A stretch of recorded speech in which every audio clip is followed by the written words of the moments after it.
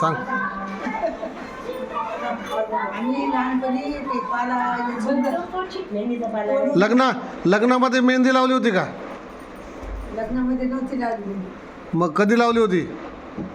लग्न झाल्यावर सतत 20 वर्षानं मेहंदी लावली. कारण की ते सचूच्या मुंजीमध्ये हातात माझ्या झोपेत होते मी, पण हातात धरून शालून लावली होती. नंतर मग काय आपलं लावायचं. नंतर मग आपल्या सचूच्या लग्नात सचूच्या लग्नात ते असंच पोरीनं बळच हात भरून लावली. पण कोणी अशी अशी मेहंदी लावली नाही अशी हातात मेहंदी डिझाईन काढून.